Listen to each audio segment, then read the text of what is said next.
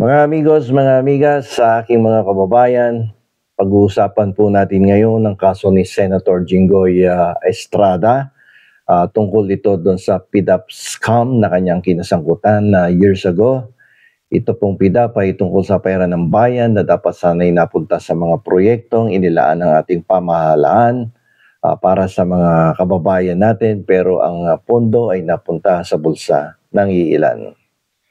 So dito po sa kaso na to ng graft and plunder ay nagpetisyon si Jinggoy Estrada na itigil na ang paglilitis sa kasong graft sapagkat siya po ay acquitted no sa kasong plunder, yung pandarambong.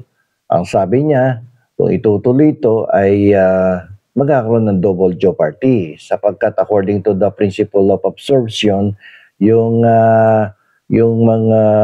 kaso niya sa graft ay deemed absorbed na sa kasong plunder, ay na-dismiss yung plunder, so dapat wala na din yung graft. Pero ayon sa Korte Suprema, hindi na applicable sa kaso ni Jinggoy ang absorption principle sapagkat itong graft at plunder ay hindi magkapareho tong kaso na to. Yung graft, ito po yung pang-aabuso sa posisyon para makalamang. Yung plunder naman ay pagnanakaw ng malaking halaga ng pera na at least nakapag-accumulate ka, nakapag-amass ka ng ill-gotten wealth, no? Na ang threshold amount dito ay 50 million pesos. So maraming pagkakaiba kasi ang plunder at graft. At sa graft kasi walang minimum amount that you need to get from the government. Yung pagnanakaw mo ng pera, kahit anong amount, 1 milyon, 10 milyon, 20 milyon, papasok yan sa graft. Pero pag pumasok sa 50 million, papasok yan sa plunder. So dito ang sabi ng Korte Suprema, magkaiba ang plunder because the amount, the threshold amount is 50 million. Sa graft, walang minimum amount to. At sa plunder ay merong series or combination of acts, no?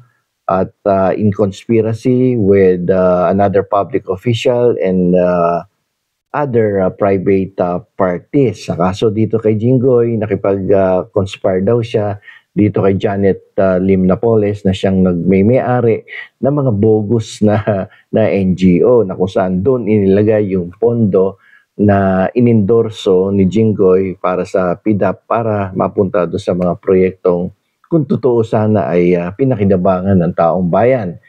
So sa graft ay walang threshold amount at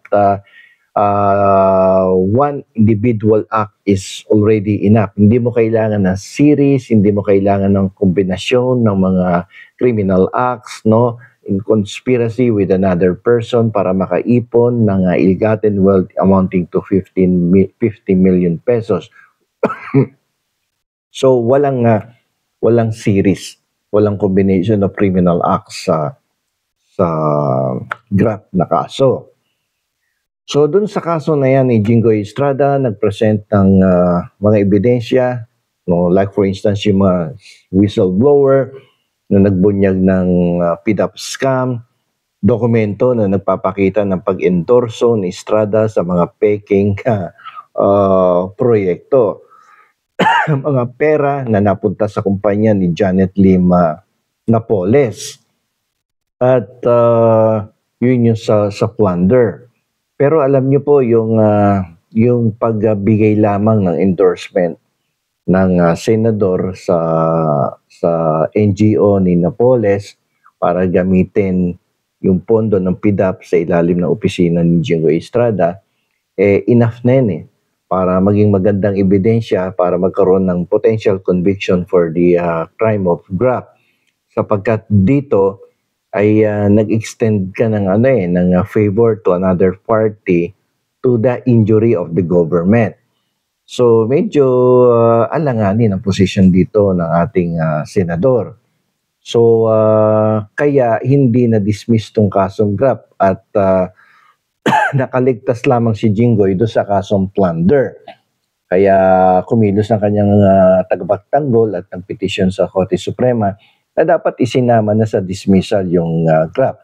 At yun nga ang paliwanag ko, ang sabi ng Korte Suprema ay hindi pwedeng i-dismiss yan kasi magkaiba yung kaso na yan at hindi applicable ang absorption principle at wala din double jeopardy sa kaso ni Jinggoy sapagkat plunder has a different set of elements of the crime at ang plunder ay may sarili ring set of elements of the crime. So wala, hindi pinakinggan yung kanyang mga depensa, yung kanyang contention na may double jeopardy, na dapat i-apply yung principle of absorption at wala na dapat paglilitis at dapat iutos ng pagtigil ng paglilitis sa kasong graft. So hindi paligtas si Jinggoy Estrada sa mga kasong kinakaharap niya sa Sandigan Bayan na may kinalaman sa violation of Republic Act 3019, otherwise known as the Anti-Graft and Corrupt Practices Act. Ang masama dito ay magpapatong-patong yung kaso niya sapagkat nitong araw na to ay inendorso naman ng Independent Commission for Infrastructure ang pag-iimbestiga na naman sa kanya sa kanyang pagkakasangkot sa flood control program, yung anomaly diyan sa flood control na kung saan nadadawit ang kanyang pangalan na nagbigay ng unwarranted benefits or favor to a contractor in that flood control programs, no, na amounting to hundreds and hundreds of millions of pesos, tapos napatunayan na may mga ghost projects at meron ng mga projects sa umpisan pero hindi tinapos at may mga projects na nasa first stage pa lang pero ilang taon na nakaraan hindi na itinuloy.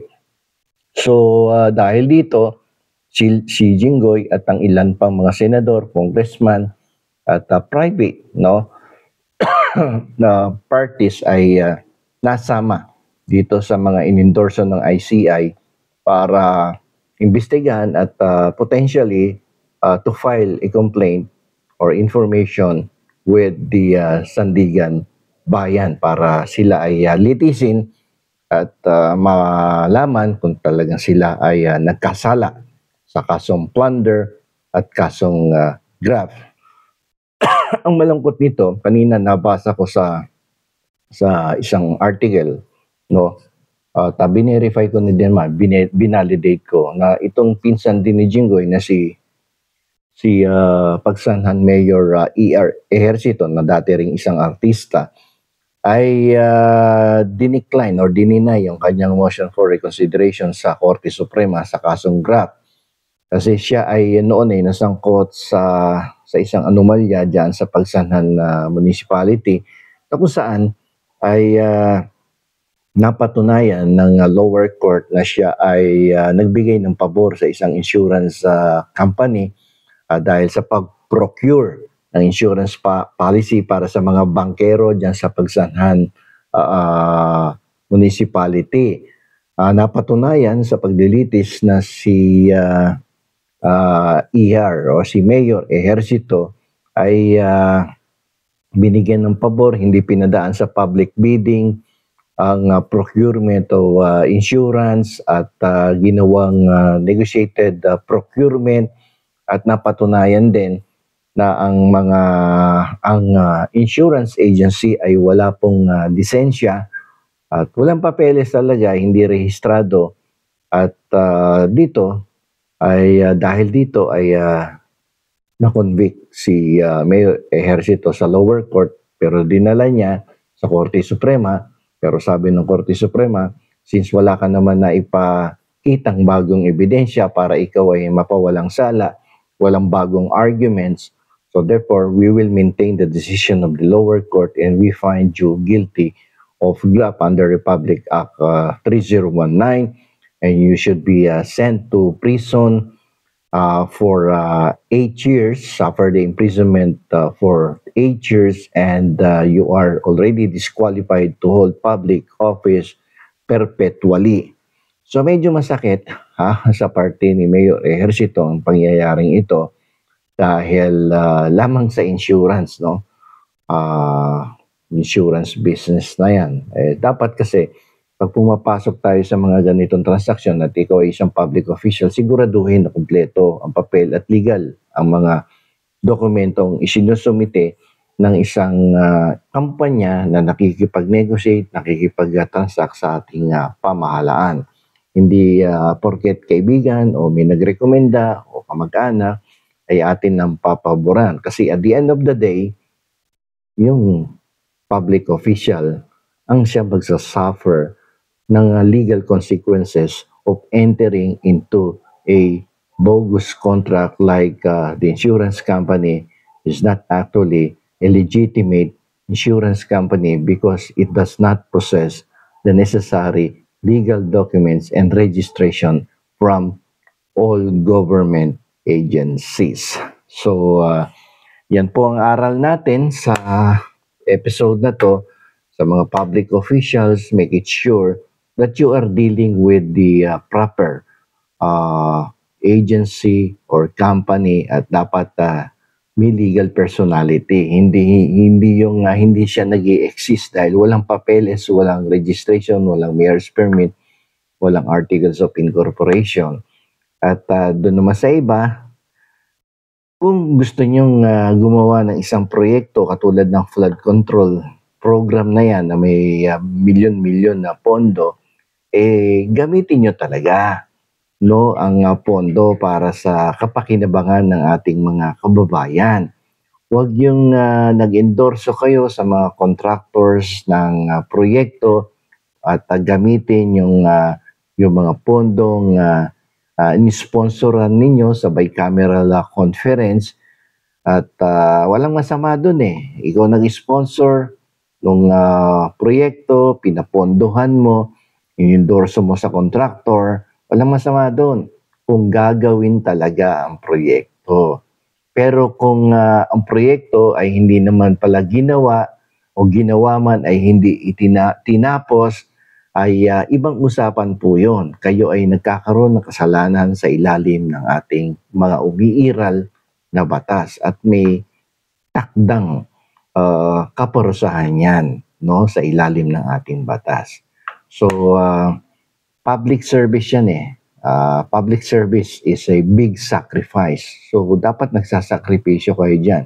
Maliit ang sweldo sa gobyerno. Pero hindi porket maliit ang sweldo sa gobyerno, ay matutukso na kayo na magnakaw ng pondo ng bayan.